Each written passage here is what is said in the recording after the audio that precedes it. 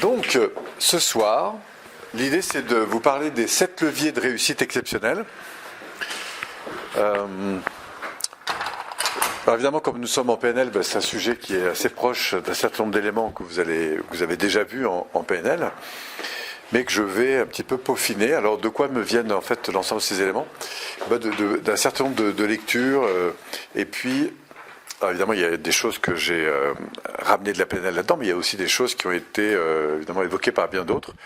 Alors, quand on parle de réussite exceptionnelle, en fait, l'idée c'est de revenir sur les quelques grands leviers qu'on retrouve, notamment chez des gens qui ont eu vraiment des réussites très importantes, que ce soit en termes d'image d'eux-mêmes, développement d'entreprise, etc.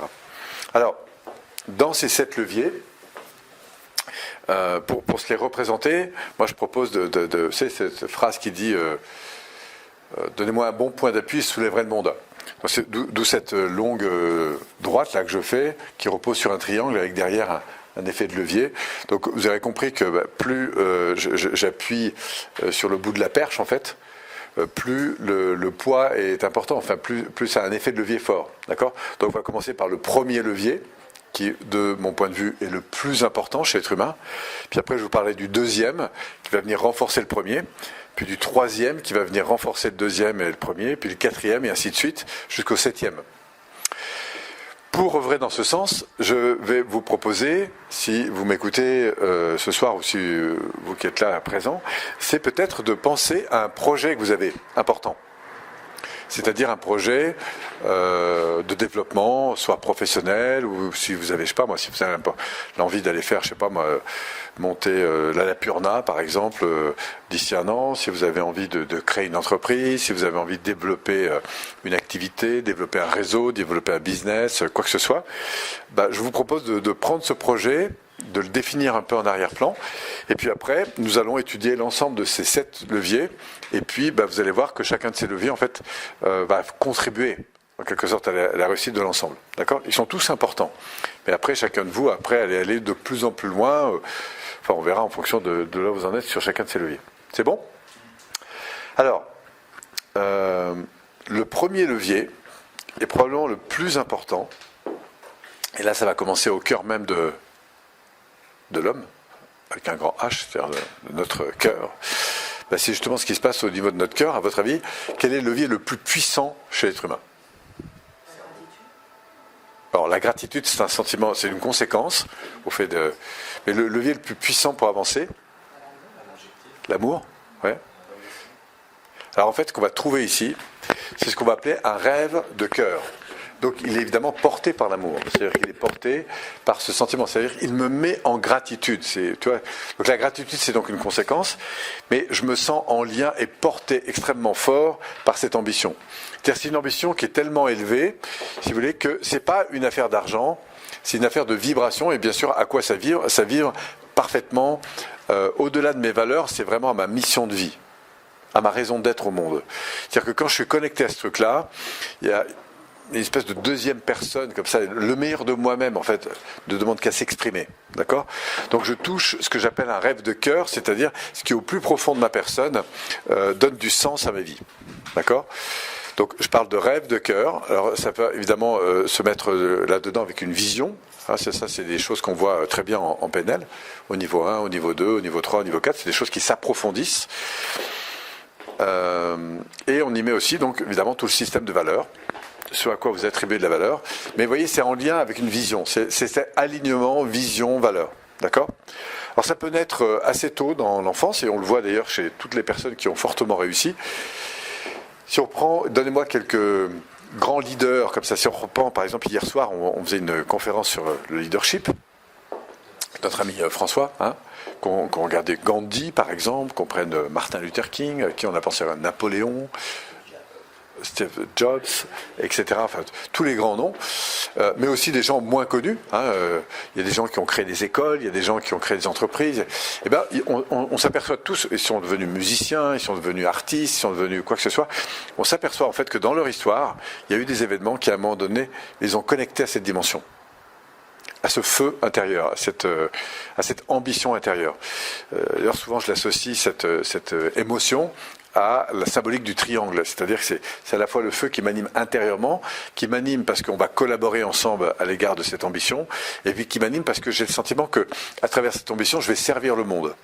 Donc, ce qu'on peut rajouter là-dedans, c'est, au-delà du rêve qui me nourrit moi, c'est le rêve qui va nourrir les autres. Donc, à commencer, parce que je sens que partager cette ambition avec d'autres, c'est encore plus fort. Et si l'ambition, en plus, a un effet de contribution importante au niveau du monde, du coup, c'est encore plus fort. D'accord ? Donc, rêve, vision, et je rajouterais bien contribution. C'est-à-dire que derrière, j'y retrouve ma mission, ma vocation. Voilà. Et on s'aperçoit que chez tous les grands leaders qui ont réussi, ils sont animés de quelque chose. Et c'est quelque chose qui est profondément intérieur. C'est pas une affaire d'argent, c'est pas une affaire de fonction, de devenir président, ou je sais pas quoi. Il y a quelque chose de plus grand qui les anime. Vous me suivez ? Ouais, il y a une raison d'être. Alors ça, évidemment, chacun de vous, si vous avez un projet en tête, d'ailleurs, je ne vous ai pas demandé, vous auriez un projet en tête, là, sur lequel bosser ? Oui. Ce que je viens de dire tout à l'heure, c'est de monter une boîte de coaching pour tous les Asiatiques qui sont en Europe. D'accord. Donc toi, ce que tu voudrais, c'est coacher l'ensemble des Asiatiques, puisque c'est en fait ta communauté, qui sont plutôt en Europe, et là, monter vraiment une boîte spécialisée pour eux. D'accord. Ben voilà, pourquoi pas. Ok. C'est une vision. Un rassemblement. Rassembler comme ça un certain nombre de personnes pour pouvoir leur permettre de méditer sur des causes importantes et donc du coup avoir cet effet de concentration, de focus et d'énergie et d'amour à l'égard de causes qui te semblent importantes. Oui. Je suis un peu en train de le remettre. D'accord. Ce qui te vient comme ça, très simplement. C'est simplement aider les autres avec ce que je sais faire. D'accord. Et je vois justement pour ça apprendre de nouveaux outils. Oui, mais quand tu dis les aider, c'est les aider à faire quoi ? Ça peut être les accompagner. D'accord. Mais accompagner à quoi ? À se développer Exactement, à se développer. Ok. Il y a un champ particulier sur lequel tu voudrais qu'ils se développent ? De ce que je sens, c'est plus facile de le réparer. D'accord. Réparer ce qui a pu être déjà un peu abîmé. D'accord. Donc les aider à prendre en compte à la fois dans leur histoire et tout ça. Donc, les aider en fait à prendre en compte dans leur histoire les éléments qui sont parfois à transformer pour au fond les aider à avancer, quoi. D'accord. Donc du coup, ça te donne l'envie d'aller chercher sur ce marché des outils, des techniques, des savoir-faire, des approches pour pouvoir de plus en plus contribuer à ça. Ok. Donc on y est. Je suis je suis perdue. Je sais juste faire des liens. Établir des liens entre les gens et faire en sorte que ces liens contribuent au développement, à l'accélération du développement des personnes. Pas que personne en fait, c'est là où ça... Et des sociétés qui vont avec, quand je parle des environnements, des organisations, des choses comme ça. Donc tu sens que toi, ton truc se situe autour de cette notion de projet commun, c'est-à-dire permettre à des gens de construire au-delà du bien-être, de construire des entités efficaces, des organisations efficaces, qui permettent de transformer, de réaliser. Voilà. On sent qu'il n'y a pas que la dimension émotionnelle qui t'importe, mais une dimension d'organisation. Faire en sorte que des systèmes fonctionnent mieux. En même temps, c'est très émotionnel, je pense. Oui, mais l'un n'empêche pas l'autre. Mais s'il n'y avait que l'émotionnel, t'ennuies un peu. Toi. Je sens qu'il y a, dans ce que je ressens, de ce que tu évoques, la notion de projet d'organisation qui est très importante. Ce que tu dis, il faut les deux. Voilà. Ok, bon ben voilà. C'est exactement la même chose que Pierre. D'accord. Donc permettre à des gens de se transformer. Ouais, mais de partir de leur cassure de base, en fait, de repartir de la base. Oui, c'est-à-dire leur situation actuelle. Oui, et leur histoire. Souvent l'estime. L'estime qu'ils ont d'eux, et puis de les aider à consolider en permanence ce processus et leur permettre de se réaliser dans les projets qui sont les leurs. Ok ? Tu as une ambition ? Oui. Changer les mentalités dans certaines entreprises pour qu'ils axent sur l'humain, qu'ils comprennent. D'accord. Donc permettre en fait d'enrichir, on pourrait dire, ou de changer, de faire évoluer les mentalités, de façon à ce que dans l'entreprise, notamment les grosses que tu connais, il y a une sensibilité évidente, il y a comme une évidence que l'être humain est à prendre en compte si on veut aller plus loin, plus efficace et dans de meilleures conditions en fait, à la fois économiques mais aussi sociales. Ok. Donc pour ça, après l'ambition c'est d'acquérir des choses pour ça, mais en tout cas ça c'est une ambition. Contribuer à ça, œuvrer dans ce sens, c'est quelque chose qui te porte. Ok. Donc vous voyez, là on est sur des rêves. Des ambitions. Donc c'est ça dont on parle. C'est au fond, on sent bien que quand on vous écoute chacun de vous, il y a à la fois une vision, mais qui est plus une mission en fait. Et si on fouille un peu, on voit qu'il y a des valeurs, il y a des sensibilités, il y a des choses sur lesquelles vous placez. Alors évidemment que plus vous allez avancer dans la conscience de ça, plus ça va affiner, plus ça va définir le territoire. Mais à la limite, pour autant que ça contribue de la manière dont vous l'entendez, après quels que soient les moyens, ça c'est une autre affaire. Mais c'est ça dont on parle. C'est-à-dire que au-delà de l'ambition, de ce que je veux faire en fait, ou avoir, à quelle dimension je réponds. C'est-à-dire, qu'est-ce que j'apporte concrètement? En quoi je vais être utile pour la société? Ça va? C'est ça l'ambition. Donc on parle d'ambition individuelle, on parle d'ambition collective, et on va parler d'ambition universelle. Retenez, moi j'aime bien cette symbolique du triangle là-dedans, c'est vraiment mon feu intérieur, ce qui va mettre mon focus, qui va allumer à la fois ma passion, qui va allumer et qui va donner du sens à mon avancée, à mon action, qui va donner du sens à notre collaboration et qui va donner du sens à la finalité qu'on poursuit. D'accord? Alors tout ça, ça demande après un peu de précision, bien sûr. Voilà, ça c'est le premier niveau. Deuxième levier, selon vous, qu'on va trouver chez les gens comme ça qui avancent de manière assez exceptionnelle. Qu'est-ce qu'ils font à votre avis? Vous avez une idée ou... Pardon? Oui, alors on va voir que ça va servir la stratégie. Mais en fait, on s'aperçoit qu'ils font appel à des mentors. Ils ont des mentors. Des mentors. Les mentors, c'est quoi? C'est la faculté d'aller chercher des modèles de pensée, des modèles d'action ou des modèles émotionnels, on pourrait presque dire, et qui m'inspirent dans la manière d'agir à l'égard de mon projet. Par exemple, les mentors, il y en a plein les bottins, les mentors, il y a plein de mentors possibles. Mais l'ambition, c'est toujours d'aller chercher le modèle le plus élevé. D'accord? Par exemple, moi j'ai eu très vite envie de... Bon, j'ai toujours eu envie d'animer, de faire progresser les gens, etc. Puis quand j'ai découvert la PNL, au début, on m'avait proposé de travailler avec d'autres personnes qu'Alain Carroll. Mais très vite, Alain Carroll m'inspirait beaucoup, parce que pour des tas de raisons. Et je me suis dit, c'est avec lui que je veux travailler. L'ambition, c'est que je me dis, c'est lui qui va m'amener, c'est lui, même s'il va me coûter le plus cher que tous les autres, mais c'est lui qui correspond le plus à l'ambition que j'avais. Pourquoi? Parce que pour moi, c'est un modèle dans ce domaine. Vous voyez? Et c'est ça que je trouve intéressant. C'est toujours de se dire quelle est la représentation la plus forte. Par exemple, moi j'ai eu une phobie de l'eau à l'âge de 12 ans, et j'ai dû passer mon maître nageur. D'abord j'ai passé à une première étape, puis après je me suis lancé là-dedans. Et ce qui a accéléré énormément ma progression, c'est le fait d'aller chercher des films dans les bouquins, etc., des meilleurs nageurs. Et j'ai passé des heures à regarder au ralenti, etc.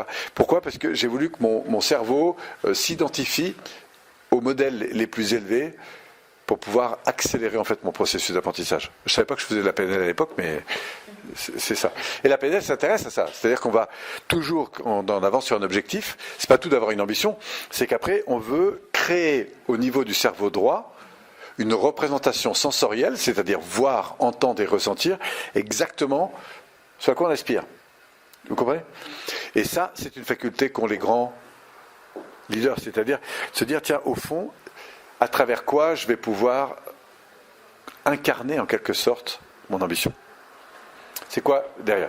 Et pas de s'arrêter là-dessus, c'est vraiment d'aller chercher des exemples. Si par exemple, je sais pas, moi je veux faire de la politique et que je veux grandir, j'ai intérêt à identifier des modèles pour moi qui vont faire grandir. Si je veux enseigner les arts martiaux, j'ai intérêt à me chercher des modèles et à respirer comme eux, à voir comme eux, à vivre comme eux, à me comporter comme eux, etc. Pourquoi? Parce que mon cerveau droit va singer dans le sens le plus noble du terme, c'est-à-dire identifier des tas d'informations. Et plus je vais aller en connexion avec ces mentors, plus je vais pouvoir télécharger en quelque sorte, au niveau conscient, préconscient, inconscient, de l'information, à la fois liée à mes émotions, à mes comportements et à mes perceptions, mes croyances, pour ça. Ça vous parle? Donc si par exemple mon projet c'est, je sais pas moi, d'aller faire la Purna, ben, c'est sûr que les mentors que j'ai intérêt à prendre sont des gens qui l'ont fait. Et là d'aller voir qu'est-ce qu'ils ont lu, comment ils en sont là, qu'est-ce qu'ils ont fait, etc.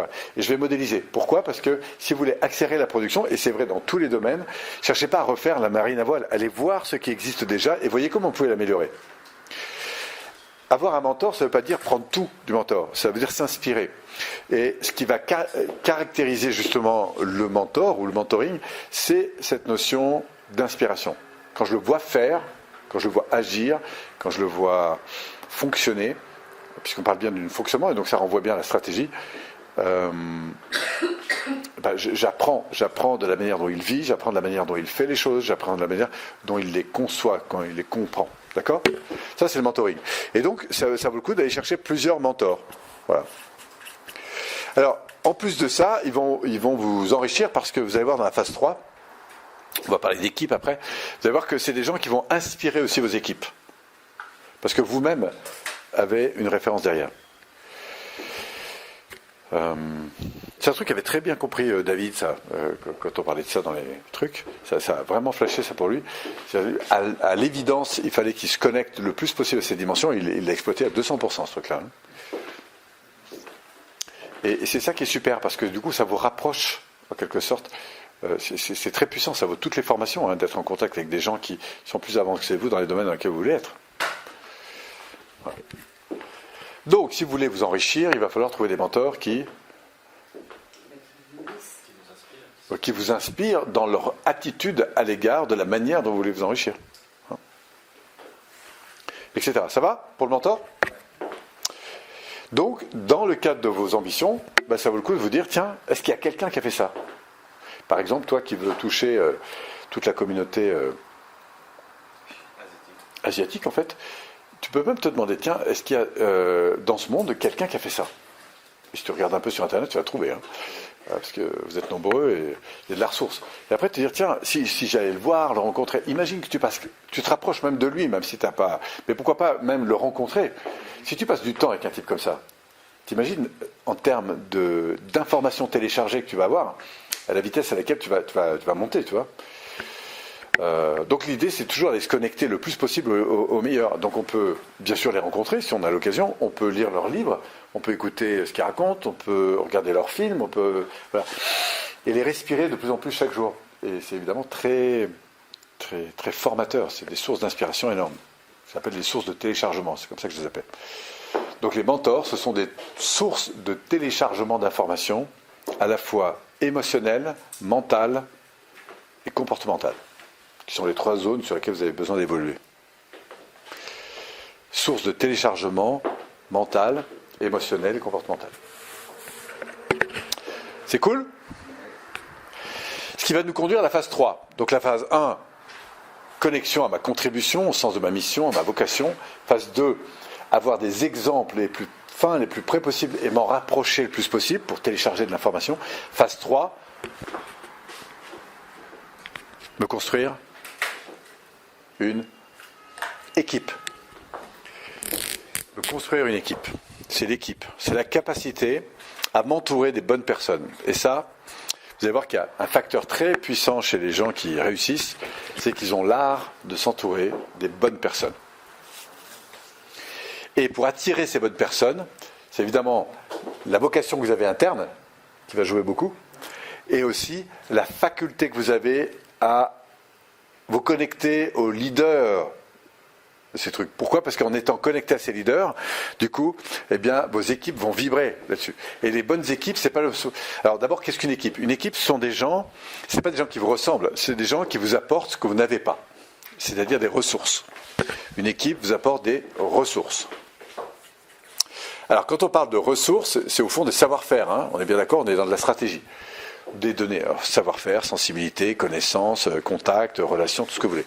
Donc des ressources, ça peut être des ressources, par exemple, de l'expérience que vous n'avez pas. Ils vont vous apporter du temps que vous n'avez pas. Ils vont vous apporter de l'argent que vous n'avez pas. Ils vont vous apporter des années d'études que vous n'avez pas. Ils vont vous apporter des expertises que vous n'avez pas. Ils vont vous apporter un savoir juridique que vous n'avez pas. Ils vont vous apporter un réseau que vous n'avez pas. Ils vont vous apporter quoi d'autre encore ? En fait, tout ce que vous n'avez pas. Exactement. Et donc, une bonne équipe, c'est des gens qui sont donc complémentaires à vous. Au départ, quand vous lancez dans un projet, vous allez voir, c'est rassurant, le plus souvent, de s'associer à des gens qui ont le même projet que vous et qui vous ressemblent. C'est rassurant. Mais en fait, c'est la dernière chose à faire. C'est intéressant pour vous soutenir au départ, mais après, si vous avez à vous engager, notamment dans, je sais pas moi, de l'actionnariat, moi je vous invite à être attentif, à prendre des gens qui vous apportent ce que vous n'avez pas. où il y a une raison autre simplement que de lien, de fonctionner ensemble. Si les gens vous ressemblent et qu'ils ont la même vision, comme vous avez une connexion amicale ou je sais pas quoi, ou émotionnelle, c'est rassurant. Vous voyez, ça va rassurer votre émotionnel d'avoir quelqu'un qui fait comme vous. Mais en fait, c'est pas une très bonne idée. Si par contre, vous avez quelqu'un qui, même s'il est différent de vous, et même surtout s'il est différent de vous, ça va être sympa, sauf qu'il va falloir qu'il ne soit pas trop différent, parce que si vous passez plus de temps à vous ajuster qu'à avancer ensemble, ça ne va pas le faire. Mais par contre, s'il est différent et qu'il vous apporte ce dont vous n'avez pas, ça c'est très intéressant. Et si par exemple, il vous apporte, je sais pas, la faculté de tenir une comptabilité, ou de faire du marketing, ou de faire je sais pas quoi, parce que vous ne l'avez pas, il faut vous assurer que la personne, quand elle fait ça, elle nourrit, quoi donc ? Ses rêves à elle. Et moi, on a une politique, par exemple, chez PPI, c'est que quand les gens collaborent avec nous, il n'y a pas de gens qui travaillent pour PPI. Il y a des gens qui travaillent avec PPI. Ça, c'est le premier positionnement. C'est-à-dire que on travaille ensemble. C'est-à-dire que je ne m'engage pas avec quelqu'un si ma cause ne sert pas la sienne. Vous comprenez ? Ça, c'est très important dans une collaboration. C'est toujours me dire en quoi le fait que tu m'aides va te faire grandir. Voilà. Mais si j'ai un simple aller et pas un retour, je sais que je peux l'avoir parce que la personne est passionnée, machin, mais ça ne va pas durer longtemps, ça. D'accord ? C'est une loi, c'est une règle pour moi dans ma tête. Donc quand je recrute des gens, des personnes, on est très attaché à écouter pas seulement le niveau de compétence, même s'il est très important, parce que évidemment, si j'ai besoin de quelqu'un pour, je sais pas moi, pour un savoir-faire qu'il connaît, je m'assure qu'il ait évidemment le savoir-faire, mais ça ne s'arrête pas là. C'est pas le diplôme qui va compter pour moi, même si, alors si j'ai besoin d'un diplôme, je vais attendre qu'il en ait un, mais ce qui est le plus important pour moi, c'est ce qui va nourrir à travers ça. Alors le risque aussi, c'est que s'il nourrit un rêve important, c'est que quand il aura avancé avec vous, son rêve va grandir, et après il va vous quitter. Mais c'est pas grave. C'est pas grave. Moi je sais que pendant le temps qu'on a collaboré, il m'a aidé à avancer, et je suis fier de voir qu'ensuite, il prend son envol et s'autonomise. Voilà, donc mais ça veut dire aussi être dans un esprit de collaboration complète. Donc retenez que dans l'équipe, c'est vous entourer, de personnes qui vous apportent ce que vous n'avez pas, et plus l'équipe est élevée, en termes de conscience, en termes de savoir-faire, en termes d'expertise, plus ils vont vous coûter cher au départ, mais plus ils vont vous rapporter à l'arrivée. Prendre Alain Quérol, quand j'étais à Grenoble, à l'âge de 25 ans, faire mes premiers séminaires, ça m'a coûté un bras. Hein. Parce que lui, il ne se déplaçait pas comme ça. Mais par contre, ça m'a rapporté pendant des années. Parce que c'était un gros moteur. Et pas seulement sur le plan économique. Ça m'a rapporté en termes d'attitude, en termes de développement, en termes de conscience, en termes d'apprentissage, en termes d'amitié, en termes de fierté, en termes de... Voilà. J'ai énormément, je lui dois beaucoup à Alain Quérol. Même après, moi j'ai eu ma différence aussi. Et je pense que j'ai su aussi apporter ma différence. Et je pense qu'on a mené un bon duo, on a travaillé 10 ans ensemble, ce qui est quand même pas mal. Et on ne s'est pas séparés parce qu'on ne s'aimait pas, on s'est séparés parce qu'on avait après des ambitions différentes. Voilà, c'était un divorce d'amour en fait en quelque sorte. Mais, enfin, si on peut le dire comme ça, mais on a toujours gardé une grande considération, moi j'ai toujours gardé une grande considération, même si à la fin, que ce soit pour lui vis-à-vis de moi ou moi vis-à-vis de lui, on avait des modalités de perception, de choses qu'on a envie de faire différemment, et c'est bien. Voilà.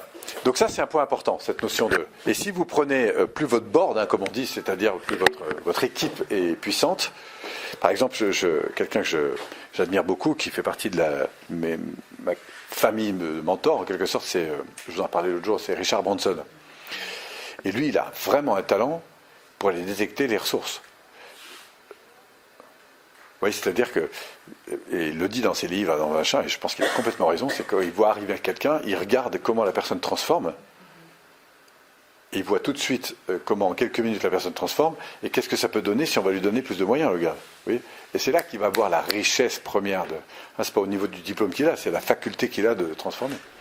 Et d'ailleurs, c'est un homme qui participe beaucoup au soutien d'un certain nombre de start-up, et pour lui, c'est juste comme il adore créer des sociétés, en fait, il intègre des gens dans son groupe, il apporte 51% du capital, l'autre devient un partenaire très important, il lui apporte les moyens de se développer, et Vogue Jeunesse, quoi, hein, c'est-à-dire qu'il autonomise complètement.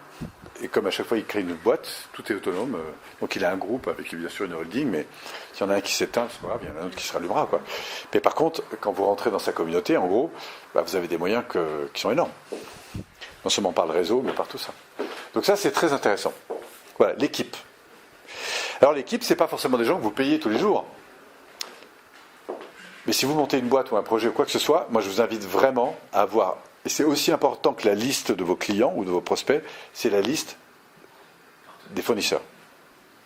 Que ce soit pour un soutien téléphonique si vous en avez besoin, que ce soit pour vous soutenir juridiquement, que ce soit un avocat, que ce soit un vendeur, enfin, bref, c'est très important, moi je vous conseille vraiment d'avoir le fichier fournisseur. C'est-à-dire des gens dont vous savez qu'ils existent et que vous pouvez faire appel à eux. Ça fait partie de votre équipe. Ils ne sont pas forcément tous en action en permanence avec vous.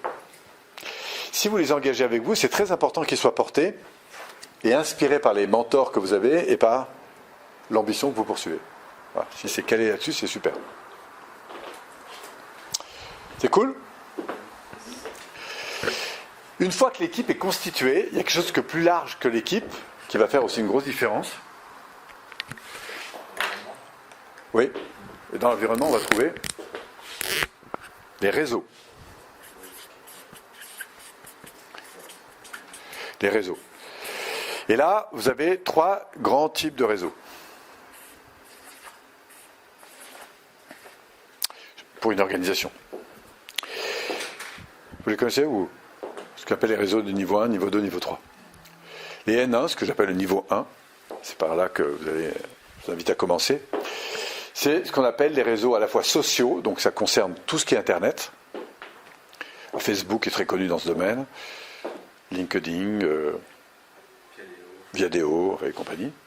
Donc ça c'est important parce que vous allez forger votre identité, vous allez créer des contacts, vous allez communiquer de l'information. Et là vous allez commencer à donner des informations qui sont en lien avec votre domaine d'expertise. D'accord ? Très important ça. D'accord ? Alors ça peut être du contenu évidemment gratuit, je vous invite à donner beaucoup de contenu gratuit, mais de qualité. C'est pas la masse qui va compter, c'est la qualité.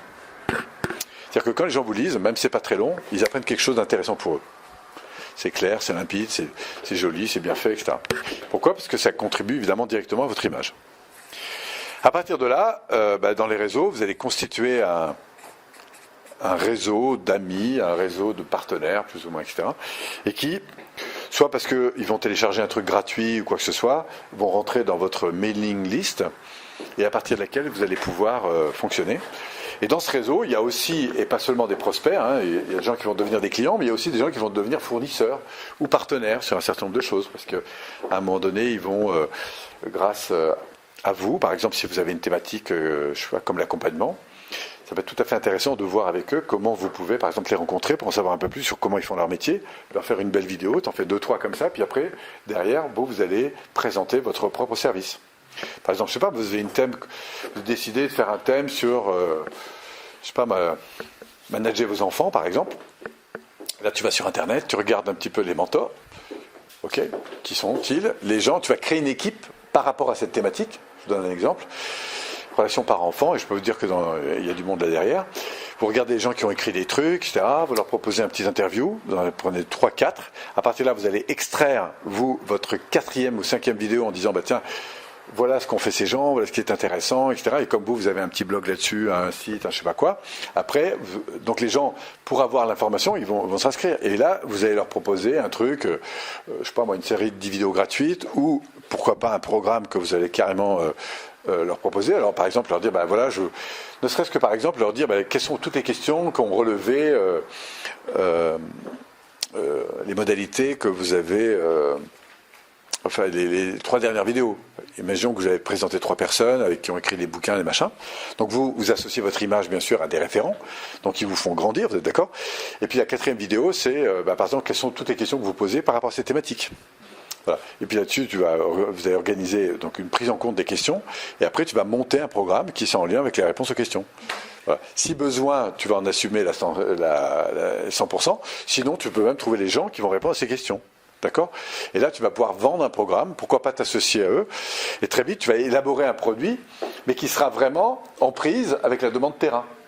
Vous suivez ? Ça, c'est de l'exploitation du réseau niveau 1. Là-dessus, il y a plein de possibilités, je ne vais pas passer trop d'heures là-dessus, mais vous êtes d'accord, ça s'appelle du marketing intelligent, travail en réseau, c'est tout ce que font les infopreneurs, il y a énormément d'informations sur Internet, mais vous comprenez que une fois, 2 fois, 3 fois. Imaginez que vous faites ça pendant 2 ans ou 3 ans, vous commencez à avoir vraiment un réseau très très important. Et vous allez devenir un leader. Parce que plus vous allez vous spécialiser là-dedans, plus vous allez expérimenter vous-même des apports, parce que vous avez intérêt aussi à raconter comment vous faites ça. Et du coup, vous allez prendre du crédit, etc. etc. Ouais. Et du coup, vous allez vous forger en quelque sorte une image. Donc ça, c'est très important. Juste une question. Pour toi, le support le plus important, c'est la vidéo. Je ne dis pas que c'est le plus important, je dis qu'il est important. Après, ça dépend comment tu fais les choses. Tu vois, tu peux avoir, par exemple, un important, ça peut être faire une radio. Une radio, c'est important. Ça peut être... Mais c'est vrai que la vidéo, c'est très impactant parce que d'abord, au niveau visuel, les gens sont plus sensibles au visuel, ils t'entendent, ils te voient, c'est beaucoup plus complet que... Maintenant, après, tu peux faire des audios, les gens... Mais quand tu as vu quelqu'un et quand tu l'as juste entendu, c'est pas la même chose. Et puis après, tu peux leur proposer de les rencontrer aussi. Ça, c'est encore plus fort. Et c'est pour ça que dans les réseaux sociaux, au-delà d'Internet, moi, je vous invite aujourd'hui à privilégier le secteur environnemental immédiat, c'est-à-dire aller rencontrer les gens et créer. Vaut mieux faire une conférence, tu vois, une fois par mois avec des gens. Ça n'empêche pas de faire Internet, au contraire. Mais il y a un moment donné, il faut créer du contact avec les gens. Surtout si vous voulez créer du rapport avec eux, parce que c'est dans votre contact physiologique que vous allez le plus construire avec eux une relation. Et de cette relation se construira une ambition partagée. Mais il va falloir créer une relation. Alors, parfois, vous la créez par Internet. Mais après, vous pouvez aussi inviter les gens. Enfin, ça dépend des volumes dans lesquels vous êtes après. Il y a des stratégies à définir. Mais j'intègre dans le réseau niveau 1 aussi la relation avec les réseaux dits physiques. Sachant que là, vous avez 2 types de sous-réseaux, toujours dans le niveau 1. C'est ce qu'on appelle les contacts froids et les contacts chauds. Les contacts chauds, ce sont des clubs, ce sont des fédérations, ce sont des associations, ce sont des gens qui font le même métier que vous, mais qui s'organisent pour se retrouver. Ce sont des contacts chauds. Par exemple, la fédération de coachs du coin, par exemple, la soirée des coachings, par exemple, je ne sais pas quoi. Vous comprenez ? Donc l'avantage des gens qui font le même métier que vous, c'est que vous allez augmenter quoi ? Alors, à la fois votre motivation, votre confiance, votre expertise aussi, parce que vous allez rencontrer des gens qui vont vous faire grandir dans votre expertise. Parfois, ça vous amènera du business, mais ce n'est pas celui-là qui vous amènera le plus de business. Je ne dis pas qu'il ne va pas vous en amener, je dis que ce n'est pas celui-là qui est à privilégier si vous voulez développer du business. Par contre, celui-là, il vous apportera du lien, de la notoriété, des choses comme ça, des alliances, des fournisseurs, etc. La deuxième forme de contact, c'est des associations, des regroupements, des fédérations, mais qui mélangent des gens de différentes souches. Par exemple, moi, pendant des années, j'ai été investi au CJD, Centre des jeunes dirigeants. J'ai fait 7 ans dans cette organisation, et ça rassemble donc des dirigeants, mais des dirigeants de plein de secteurs. Alors avec eux, j'ai rien vendu parce qu'on ne vend rien au CJD. Par contre, j'ai appris énormément parce que je me suis retrouvé avec des gens de secteurs extrêmement variés, d'âges variés, avec des expériences extrêmement variées. Après, vous avez des clubs, il existe plein de clubs. Et quand vous faites partie un peu de la bande, si toi, par exemple, tu es expert, je sais pas, moi, en qualité, elle est avocate, toi, tu es juriste, je cherche une avocate, ou toi, tu cherches quelqu'un, comme je connais quelqu'un qui connaît quelqu'un, automatiquement, ça augmente le crédit.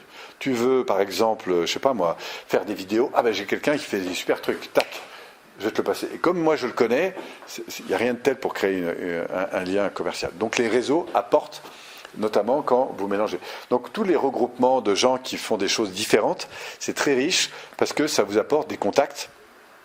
C'est ce qu'on appelle du contact froid, mais bon, c'est pas si froid que ça, puisque la réalité, c'est qu'ils font des métiers différents, et donc du coup, comme il y a un lien privilégié, vous ferez des connexions. Vous comprenez ? Si j'entends, par exemple, quelqu'un qui cherche un DRH, toi, tu es DRH, automatiquement, tiens, je connais quelqu'un, boum, et c'est un truc de dingue pour générer de l'emploi. Moi, j'ai fait ça, ce qu'on appelle des soirées networking, mais où les gens se rassemblent. Et j'assure, on crée des cercles comme ça quand les gens arrivaient, de 10. Ils donnent leur prénom et ils disent ce qu'ils viennent chercher. Et après, ceux qui lèvent la main, c'est ceux qui pourraient apporter une réponse éventuelle. Aujourd'hui, je voudrais faire du marketing, je me pose des questions, mon site internet, clac, t'as déjà 3 mails qui se lèvent. Moi, je connais quelqu'un où je sais faire. Vous voyez ? Et paf, donc ils notent les noms, les prénoms, et après ils vont boire un pot, ils discutent un peu, et puis après on continue comme ça. Donc c'est incroyable comment le phénomène réseau augmente évidemment les phénomènes d'interaction, d'intelligence et de connexion. Ça va ? Ça c'est le réseau niveau 1. Après vous avez ce qu'on appelle les réseaux niveau 2, qui sont des structures de développement extrêmement efficaces, qu'on appelle la franchise. Ça veut dire que vous avez votre entité, d'accord ? Et en fait, parce que vous avez développé un concept qui marche bien, vous allez le démultiplier. C'est-à-dire votre entreprise, vous allez la vendre à des personnes qui vont faire le même métier que vous. Et pourquoi ils vont vous l'acheter, votre entreprise ? Parce que tout est fait. D'abord, vous avez une image de marque. Ensuite, vous avez un concept. Vous avez déjà tout établi. Et il n'y a plus qu'à prendre le truc et le reproduire. Donc, par exemple, moi, j'ai trouvé que votre salon était vachement sympa. Je suis un peu, je suis jeune, je sais pas moi, coiffeur ou je sais pas quoi. Et je trouve que votre concept est bien. Et comme je trouve qu'il tourne bien, que vous êtes en mesure de me montrer la croissance de votre activité sur 1 ou 2 ans, et qu'effectivement je me rends compte que ça marche bien, j'aime bien votre concept, je vais gagner énormément de temps. Je vous achète en quelque sorte le droit de reproduire ce truc. Donc on va avoir, je vais acheter un droit, et puis je vais reproduire votre marque en fait. Et du coup je vais bénéficier de votre réseau, je vais bénéficier de votre formation, je vais bénéficier d'un certain nombre de services. En gros, si vous-même passez en mode ce genre, je vais vous le faire simple, parce qu'après il y a plein de... Mais en gros, vous allez gagner de l'argent, d'abord parce que vous revendez le concept dans votre entreprise, donc c'est le droit de reproduire le truc. 2, vous allez gagner de l'argent parce que vous allez toucher des royalties sur le chiffre d'affaires, petit parti. Et 3, parce que vous allez consommer des services, vous allez gagner de l'argent pour le fait de donner des services aux gens qui sont avec vous. Vous avez compris ? Par exemple, McDonald's, prenons McDo. Si vous voulez acheter une concession McDo, en gros, ça va coûter entre 500 et 900 000 euros en fonction de là où vous êtes. Vous allez avoir 1 an et demi ou 2 ans de formation. Mais quand vous êtes dans un McDo, ça travaille tout de suite. Vous ne mettez pas 3 heures, tout est prêt. Donc on va vous aménager, vous intégrer tas de procédures. Et puis en 5 ans, 6 ans, 7 ans, vous aurez récupéré largement votre investissement. Par contre, vous allez bosser comme un... Voilà. Par contre, vous n'avez pas le droit de revendre, évidemment, cette concession. D'accord ? Vous êtes limité à un niveau. Mais c'est un système qui marche très bien. Si vous regardez les salons de la franchise, tout ça, en France, c'est énorme. C'est colossal. Et donc, il y a énormément d'entreprises qui se sont développées. Alors, pour l'entrepreneur, l'avantage, c'est que, bien sûr, il se démultiplie. Après, ce qui va se passer, c'est qu'il va y avoir 2 types de développement, pour aller un peu plus dans les détails. Il y a les franchises qui vont très très bien se développer, et auquel cas qui vont être animées de gens qui sont plutôt indépendants, et qui au bout d'un moment vont chercher à se dégager en fait de ça. D'accord ? Donc là, il va falloir un bon cabinet juridique, parce qu'au bout de 2 ans, 3 ans, ça va poser des problèmes. Et puis il y a ceux qui ne se développent pas du tout, qui eux vont faire aussi des problèmes, parce qu'ils vont trouver qu'il y a toujours un truc qui ne va pas, donc il va falloir les gérer. Et puis, il y a ceux qui vont arrêter, et puis il y a ceux avec qui ça va bien se passer. Il n'y a pas que non plus des... Mais eux, ils s'en foutent parce qu'en gros, s'ils vendent une concession tous les mois, ils peuvent se permettre d'en perdre une de temps en temps, c'est pas bien grave. Voilà, il faut juste un bon cabinet juridique pour faire ça. Et puis l'autre affaire, c'est qu'il va falloir proposer de la nouveauté à tout le réseau, parce que sinon, tant que vous nourrissez le réseau, il reste avec vous, mais si vous ne le nourrissez plus, il va se barrer, quoi. Ça va ? Donc ça, donnez-moi des exemples de franchises que vous connaissez. Ouais. Il y en a plein, dans les chaussures, dans la restauration, dans la coiffure, tout ce que vous voulez. Donc vous êtes d'accord, c'est un 2e système et qui va donc avoir un impact important sur le développement. Après, vous avez un 3e système qui est moins connu mais qui prend un essor aussi considérable, qui a un peu de mal en France. Ça s'appelle le MLM, ça veut dire le multi-level marketing. Multi-level marketing.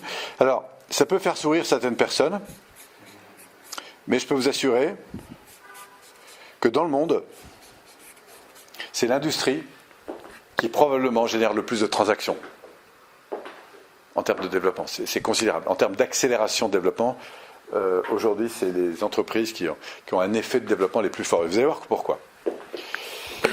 Il y en a qui ne connaissent pas le MLM, Multi-Level Marketing. D'abord, l'avantage. Alors, ça a évidemment des avantages et des inconvénients. Vous allez comprendre pourquoi. Un MLM, c'est quoi ? C'est une société, c'est une industrie plus qu'une société, mais elle est faite de sociétés qui vont... Alors, je représente ces sociétés sous forme d'un triangle, d'accord ? Société qui fabrique un produit, d'accord ? Qui va le vendre.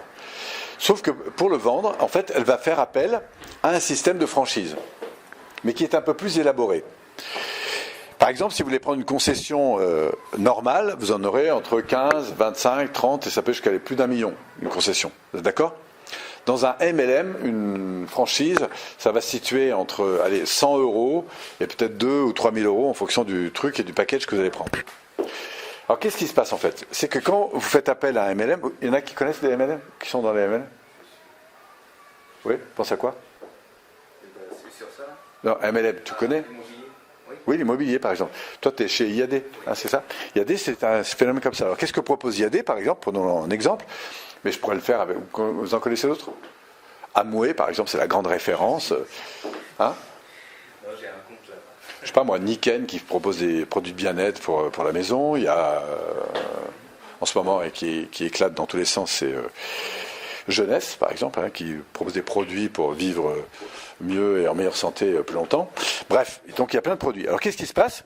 C'est que quand vous rentrez dans la société, vous êtes d'abord un acheteur du produit. Pourquoi? Parce que la première chose, si vous voulez réussir en MLM, c'est d'aimer le produit. Si vous n'aimez pas le produit, vous oubliez tout de suite. Vous devez être un fendu du produit. Pourquoi? Parce qu'après, vous allez faire ce qu'on appelle du multi-relationnel. C'est-à-dire que, en fait, on est dans une organisation qui ne va pas vendre, qui va juste établir des relations. Et donc, vous aimez le produit. Ensuite, la deuxième chose, c'est que vous allez vous former. À quoi vous allez vous former? En gros, il y a 3 choses. C'est bien connaître le produit, pour savoir en parler.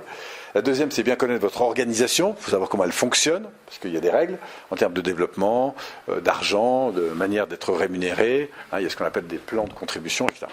Et puis la troisième chose, c'est que vous devez vous former au MLM lui-même, parce que c'est une industrie, c'est une façon de fonctionner, c'est une logique, etc. Quand vous connaissez les 3, si vous suivez des formations, ben vous allez évoluer. Donc je connais le produit, ça c'est la première chose. La deuxième, je me forme, selon les 3 axes que je viens de dire. Non, la première, c'est j'aime le produit. La deuxième, je me forme, que ce soit sur la connaissance de mon produit, la connaissance de mon entreprise et la connaissance de l'industrie générale du marketing de réseau. La troisième chose, ça va être de participer aux événements. Alors, c'est à la fois un plus et à la fois un moins. C'est-à-dire un plus parce que tout est organisé pour vous. Imaginez que demain, vous montez une boîte et que quand vous allez faire une conférence, il va falloir dépenser du temps, de l'argent, des salles. Eux, ils le font pour vous. Donc, c'est tout fait. D'accord? La seule chose que vous avez à faire, c'est amener les gens. Donc, il y a une organisation et ces organisations, auxquelles je vous invite, évidemment, c'est important d'y participer, parce que si vous n'y participez pas, vous allez décrocher. Il y en a au niveau régional, il y en a au niveau national et il y en a au niveau international. Et plus vous allez dans des manifestations qui sont importantes, plus vous allez accélérer votre développement. Plus vous allez amener de gens dans des manifestations importantes, internationales, plus vous allez accélérer très très fortement votre développement. Mais il faut le savoir. Là, je vous donne quelques règles, par exemple, c'est des basiques. Si vous n'avez pas acquis ça, c'est même pas la peine d'y aller, quoi. Ça va? C'est très puissant. Et alors après, une fois que vous êtes un amoureux du produit, que vous êtes en formation permanente, que vous participez à des événements, après il va falloir apprendre à recruter. C'est pas tout d'en parler, mais après il faut transformer. Donc ça, c'est un métier. Savoir transformer, ça veut dire aiguiser son geste, aiguiser son attitude, savoir trouver les bons mots, savoir suivre un protocole, parce qu'il y a des recettes pour ça. Et là, chaque organisation a son processus. Mais par exemple, hein, Stéphane, tu as à suivre un processus. Là, justement, et c'est même pas la peine. Les gens vont t'apprendre à le faire, parce qu'il y a des gens qui ont des heures et des heures de métier. D'ailleurs, au passage, pour te former, tu as des équipes, tu as des gens qui sont des mentors, hein, etc. Tu me suis? Donc il faut que tu aiguises ton geste. Et tu n'as jamais fini d'apprendre dans le domaine. Tout ça s'appelle recruter. Et la dernière chose qu'il va falloir que tu fasses, si tu veux vraiment développer ton organisation, eh ben, c'est que tu autonomises tes équipes. Donc tu as quelques leaders, d'accord, et après tu passes ton temps avec tes leaders. Alors, dans les marketing de réseau, souvent, vous avez un intérêt à accompagner les gens qui sont 2, 3, 4, 5 niveaux en dessous de vous. Pourquoi? Parce que si eux ils se développent, l'intermédiaire va se développer. Vous comprenez? Donc c'est ça qui est très intéressant. Du coup, ça ouvre à une ambition de collaboration qui est assez exceptionnelle. J'ai jamais vu ça dans une autre entreprise. Pourquoi? Parce que tout le monde avance ensemble, en fait. D'accord? Donc ça, c'est la force, c'est les forces premières de ce type d'industrie. Et très franchement, si moi j'avais pas ma vie qui est portée par la formation, c'est clair, je démarre aujourd'hui, j'utilise ça parce que c'est des effets de levier qui sont absolument considérables pour après développer ce que vous voulez, parce que vous avez un effet de réseau qui est considérable. Mais l'inconvénient, c'est que quand je vous ai dit tout ça, vous dites « Ah putain, c'est génial !» Donc du coup, le premier marketing de réseau qui arrive par là, vous avez envie de l'attraper et rentrer dedans. Surtout qu'on a vite fait de vous faire rêver, hein, parce que vous pouvez vite gagner des sous là-dedans. Et donc le problème, c'est que comme c'est très facile d'entrer dedans, parce que pour moins de 100 €, vous ouvrez un truc, et puis vous allez commencer à découvrir que c'est génial au début, parce qu'il y a la phase un peu de découverte, c'est stop. Après, vous allez passer par une qu'on appelle une traversée du désert, et c'est là qu'il va falloir, là vous aurez 1000 raisons d'arrêter, de faire autre chose, de machin et de trucs, et puis si vous tenez le coup, vous allez vraiment vous développer là-dessus. Mais vous allez voir, c'est pas aussi simple, enfin c'est pas que c'est compliqué en fait, mais que pour arriver dans de la simplicité, ça demande du travail. Et si on vous dit c'est facile, je ne dis pas que ce n'est pas possible, mais qu'il va falloir ajuster pour que ce soit vraiment simple. Pour rentrer dans la loi de la simplicité, comme dirait Deepak Chopra, il faut travailler le geste et l'attitude. Ok ? Alors comment ça marche après en termes de structure ? Vous avez une société qui vend des produits. D'accord ? Vous devenez d'abord acheteur. Donc je fais un rond parce que vous êtes acheteur. Et puis en achetant, vous avez soit vous achetez à la société, donc vous achetez un produit, mais la société peut vous proposer aussi de devenir distributeur. Donc qu'est-ce que ça veut dire ? Elle va vous livrer pour un contrat que vous allez acheter, d'accord, en général 100 €, eh bien non seulement elle vous livre des produits, mais elle vous les livre avec, mettons, 25% moins cher, parce que vous avez une licence de distributeur. D'accord ? En fait, c'est pas qu'elle va. En fait, c'est 25%. La réalité, c'est que vous allez les acheter, mais la société va vous les rendre en revenus. Et pourquoi ça vous intéresse de faire ça ? Parce que vous avez gagné 25% à un premier niveau. Après, vous pouvez monter. Et du coup, vous avez la possibilité d'en parler à d'autres. Et donc, c'est là que vous ouvrez votre magasin. C'est exactement comme si vous avez ouvert une boutique, sauf que tout le site est sur Internet et vous n'avez rien payé pour l'avoir. Enfin, sauf les 100 €, mais vous avez un site qui est en général de très haute technologie, tout est présent. Enfin, je veux dire, vous payez un site comme ça coûterait un prix de dingue. Et l'avantage, c'est que vous allez pouvoir ouvrir des réseaux partout, autour de chez vous, ou dans n'importe quel pays dans le monde. Vous comprenez ? Donc, les gens qui peuvent vous acheter, ils vont d'abord acheter vos produits en tant que client. Ça, c'est la première raison, et c'est celle qui est importante, parce que vous serez payé pour la vente des produits, pas parce que vous développez un réseau. Et ensuite, si vous voulez accentuer la distribution de vos produits, vous allez trouver parmi vos acheteurs des gens qui sont suffisamment passionnés et qui ont envie de développer une affaire. Donc, ils vont devenir, pour quelques-uns, des distributeurs. Voilà, donc vous allez en prendre un, vous allez en prendre deux, vous allez en prendre trois, etc., qui eux-mêmes vont faire ça. Donc vous êtes d'accord, vous augmentez votre système de distribution. D'accord ? C'est pour ça que vous aurez un pourcentage un peu plus élevé, de façon à ce que lui-même, la personne récupère comme vous les mêmes avantages, etc. Alors, la réalité, c'est que ce n'est pas vous qui vendez. D'accord ? Chaque client achète toujours à la société. C'est jamais vous qui vendez. Sauf dans certains cas où il y a une transaction un peu différente, vous faites du stock et vous revendez. Mais aujourd'hui, moi je vous évite, c'est pas pour moi un bon système. Le bon système, c'est quand vous n'avez pas de vente, vous n'avez pas de produit en fait. D'accord ? Et les gars, ils ont un site comme vous, et alors si j'en ai un ici, par exemple, je prends A, qui s'est mis en distributeur, et puis lui, au bout de 2 mois, 3 mois, 6 mois, il se forme, il se développe, il fait sa clientèle, il va faire ça. Et pendant que cette branche, elle se développe, vous en développez une autre, puis une troisième. Voilà. Et dans le lot, vous aurez des pertes en ligne, c'est sûr, parce qu'en gros, vous avez à peu près 3% des gens qui vont rester vraiment sur la longueur. Il y a ce qu'on appelle des pépites.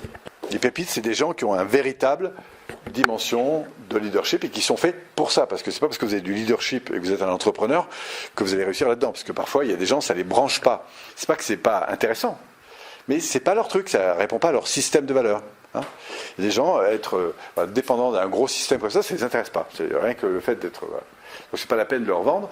C'est pour ça que tout le travail de développement personnel, de travail de relation, c'est aussi d'apprendre à être à l'écoute des bonnes personnes. Voilà. Donc ça peut être super pour les gens qui aiment ça, mais c'est pas forcément fait pour tout le monde. D'accord ? Ça va ? Bon, je pourrais vous en parler des heures, mais je ne vais pas aller plus loin. C'est juste pour vous dire que c'est 3 formes de développement qui ont un impact important sur la réussite. Alors en France, ça se développe à fond la caisse. Oui, par exemple. Ça dure combien de temps ce système ? Ça va très vite. Par exemple, sonnez, il y a 2 jours, là, j'avais mangé avec des amis. Là, il y avait un leader, par exemple. En un an, je crois qu'il a 400 000 personnes. 400 000. Vous comprenez ? Je ne vais même pas vous dire son salaire, parce que ça va. Mais bon, voilà, c'est des gens qui ont passé leur vie à créer des réseaux. Et c'est vrai que quand vous avez des réseaux, c'est un effet de levier qui est considérable. Considérable. Si, encore une fois, vous êtes bien tenu. Parce qu'un réseau, il vous respecte parce que vous êtes un vrai leader, c'est-à-dire que vous êtes inspirant. Mais si vous n'êtes pas inspirant, vous cassez votre réseau très vite. Voilà, donc il ne faut pas croire qu'on réussit simplement comme ça. On réussit parce qu'il y a une véritable dimension humaine qui va avec. Donc c'est très puissant comme mode de développement, mais voilà. Ça va ?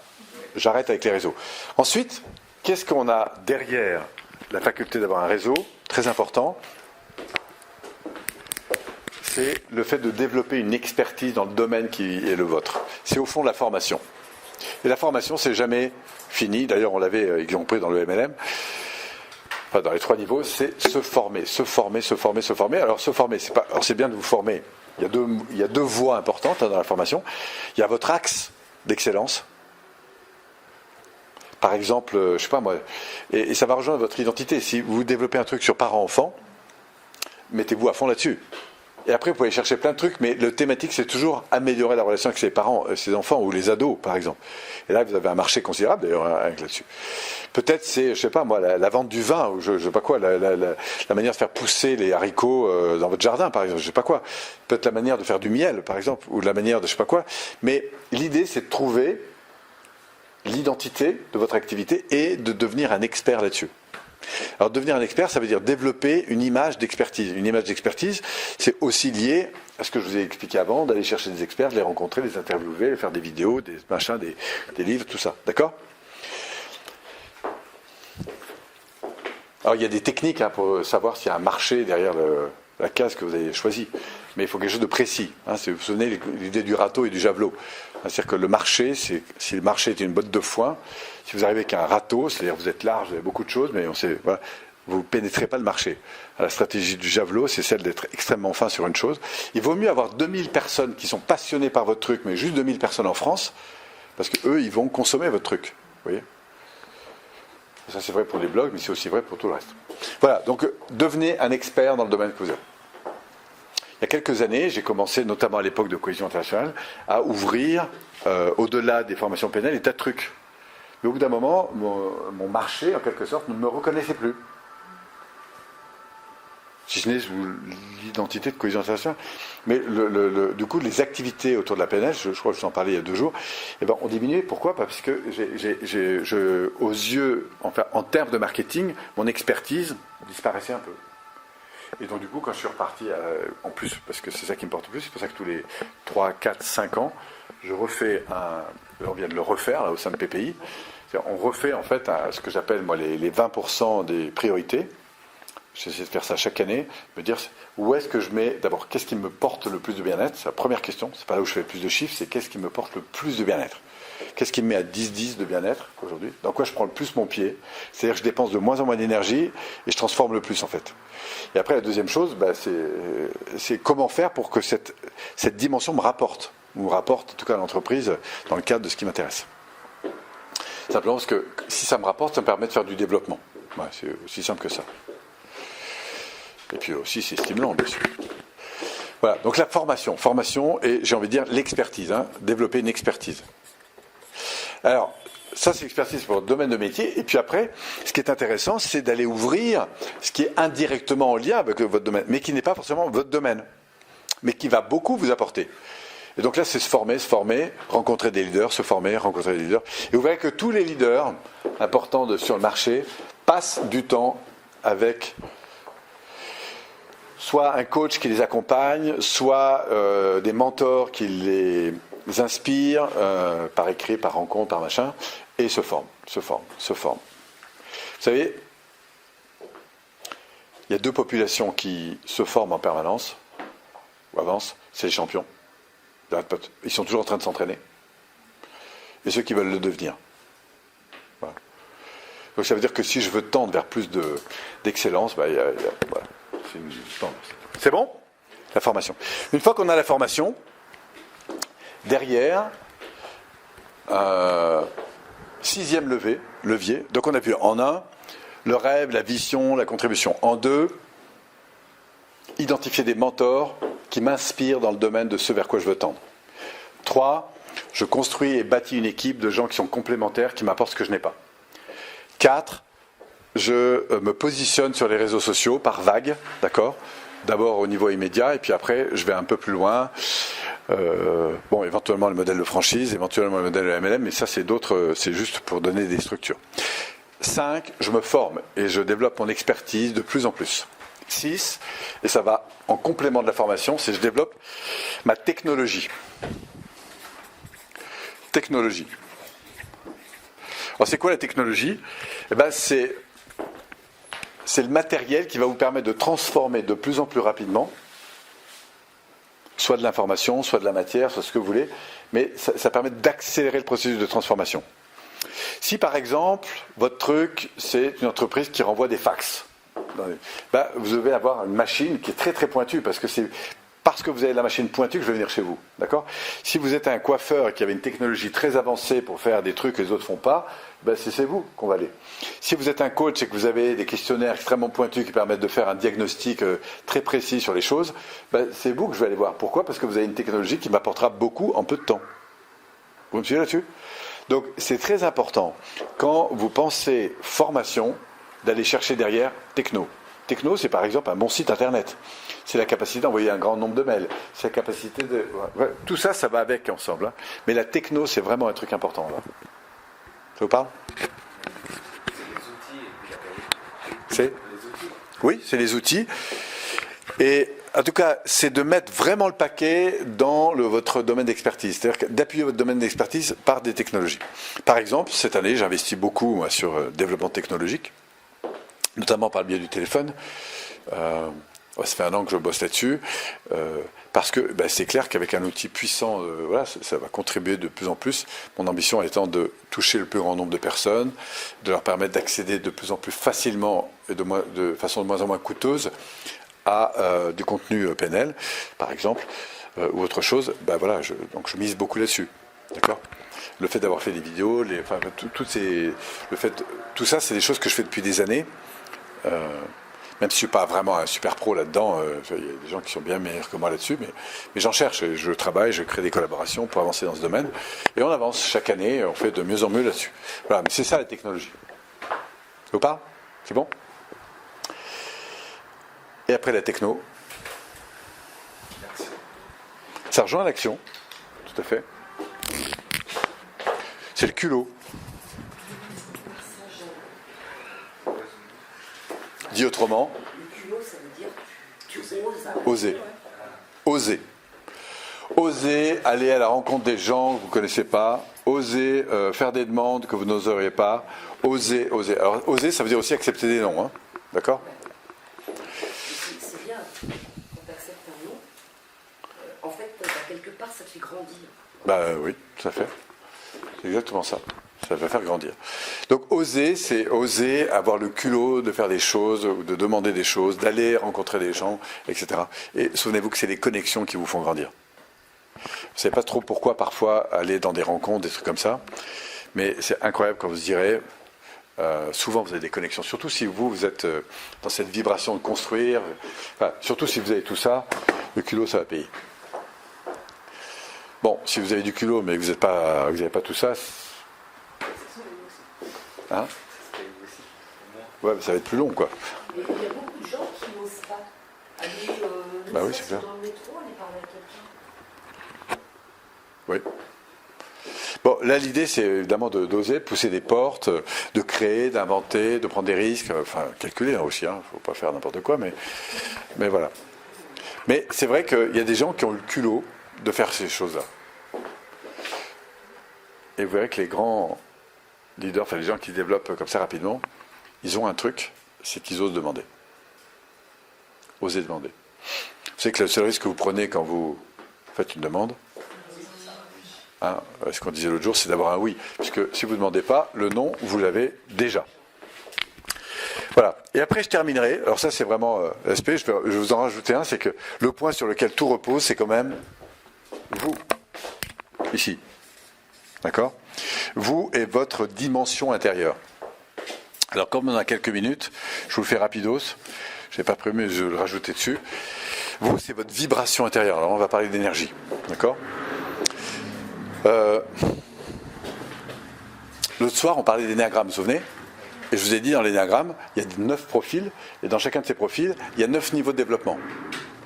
Plus on monte vers le haut, plus on est, on va dire, en harmonie avec l'environnement. C'est-à-dire que plus on est en paix, en bonne construction, c'est-à-dire en gros, que l'environnement soit bon ou pas bon, il est là pour me faire grandir. Vous voyez ?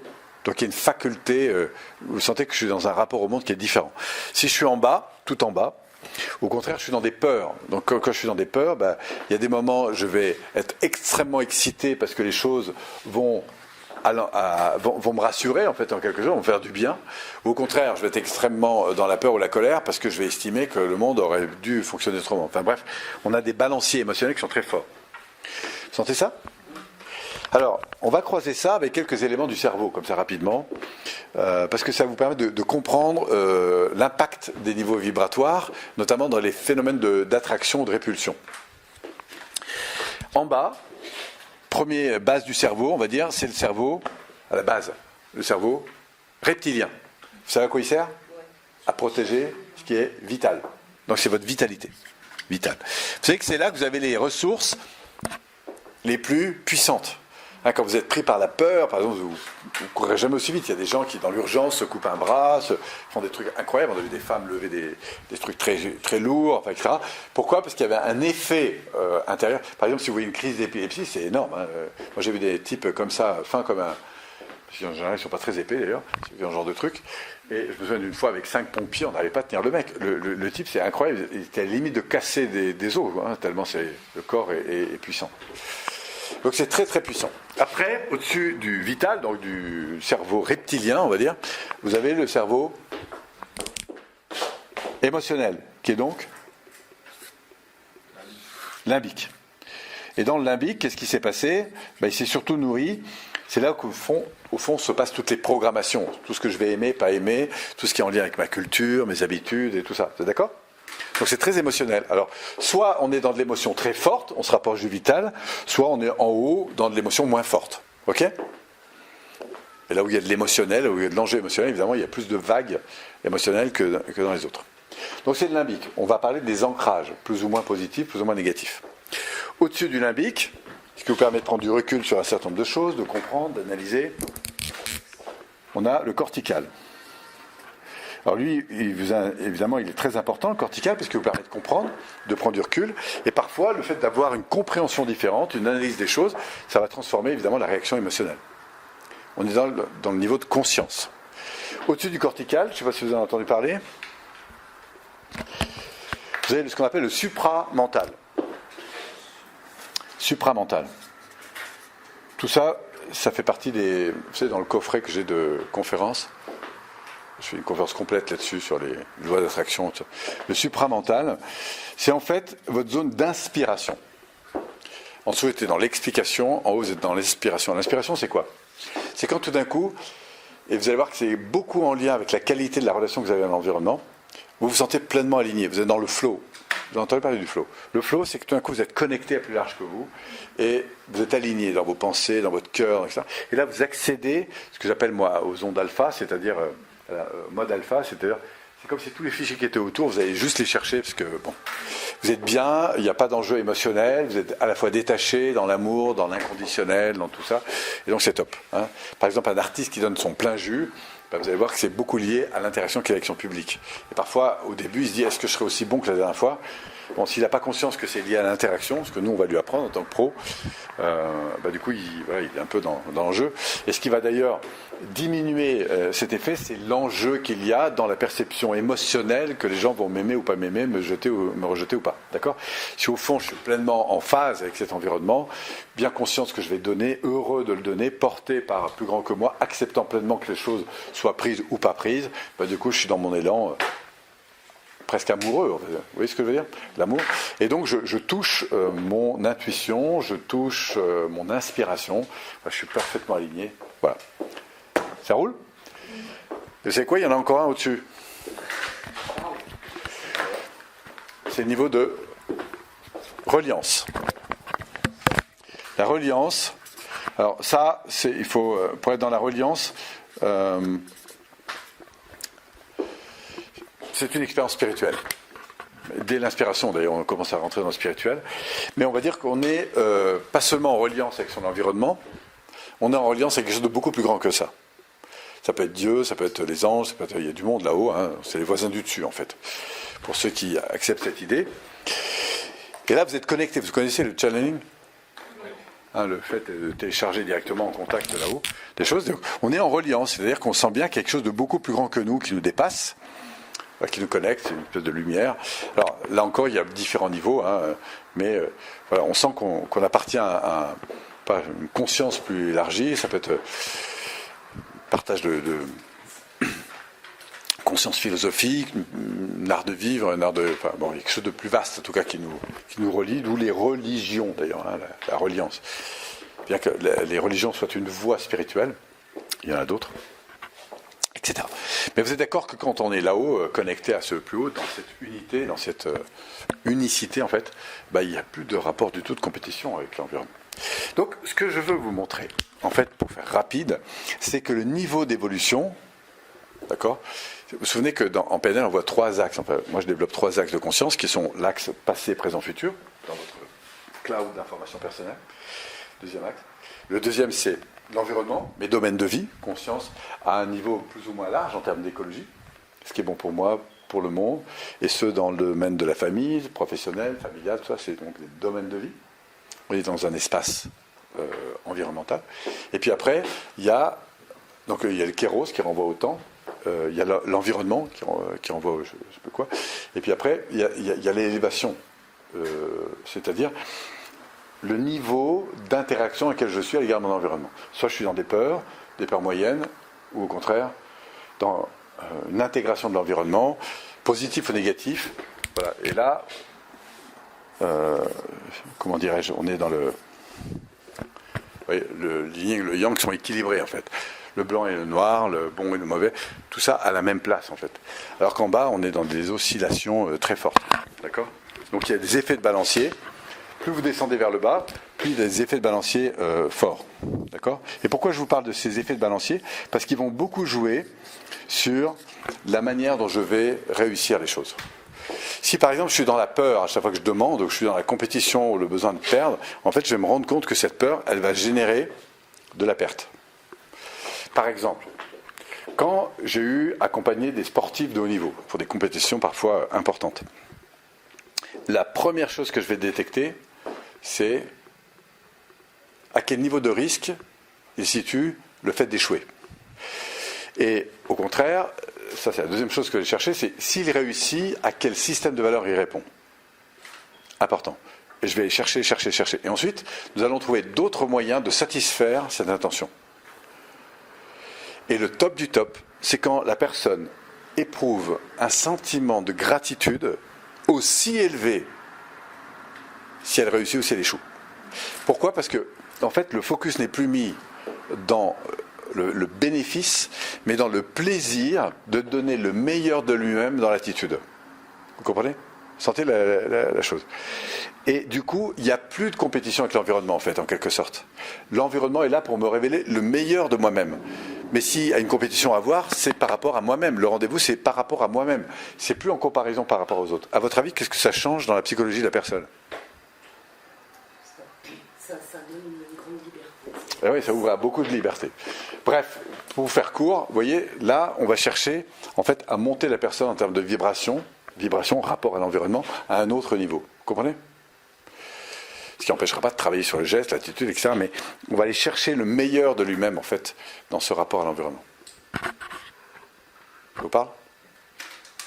Bon, c'est un peu court, mais c'est ça. Et donc, ça repose énormément là-dessus. Quand on est justement à ce niveau-là, eh bien, on n'est plus du tout envahi par des tas de trucs là, qui viennent dans la tête. Et en fait, on reste... Oui, on est dans une présence un peu différente. Tout à fait. Voilà, donc en synthèse, et là vous pouvez reprendre vos projets et vous interroger là-dessus, puisqu'on n'est jamais au bout de ça. C'est quel est véritablement mon système de valeurs, mon rêve là-dessus, à quoi je contribue à travers ça, ou pour qui je fais ça. C'est mon fameux pourquoi. D'accord ? C'est quoi le plus important ? C'est quoi le rêve ? À quoi je vous entraîne ? 2, c'est d'aller chercher des exemples de personnes qui sont des représentations les plus élevées des modèles vers lesquels je veux tendre. 3, d'aller chercher les personnes les plus pointues à mes yeux, qui ont les potentiels les plus élevés pour transformer, sachant que l'équipe, elle va augmenter. 4, vraiment construire des réseaux, construire des gens avec qui on va construire des réseaux, parce que ça a un effet de levier extrêmement puissant. 5, peaufiner mon expertise sans arrêt. Et c'est jamais fini, hein, d'accord ? Une montagne en ramène une autre, Okay.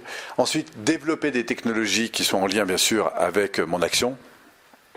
profiter d'autres technologies, mais en tout cas accroître ce phénomène technologique. Et 4, oser en permanence aller chercher le niveau supérieur, la relation supérieure. Et quel que soit le niveau où vous êtes, aussi élevé soit votre leadership, si vous voulez faire grandir votre leadership, il faut passer dans la phase alliance en fait. Allez vous rencontrer des gens qui sont plus élevés que vous à chaque fois. Voilà. Ça c'est pour les 7 grands leviers. Le reste après c'est du travail de vie intérieure, donc il y a toute cette dimension à travailler en soi, hein, qu'on va retrouver un peu là d'ailleurs, hein, de travailler sur les valeurs, la vision, la gestion de ses états internes, la gestion de la relation, mais au final c'est d'entrer dans une interaction avec soi-même, avec le monde, qui soit sur un niveau vibratoire plus élevé. On peut parler de champ morphique, on peut parler d'un certain nombre de trucs, mais c'est là où on s'aperçoit que le cœur, la dimension du cœur est un des leviers probablement les plus puissants pour réussir. Voilà mes chers amis, en quelques mots, ce que je pouvais vous dire sur les 7 leviers de réussite. Ça va ? Merci à vous. Merci.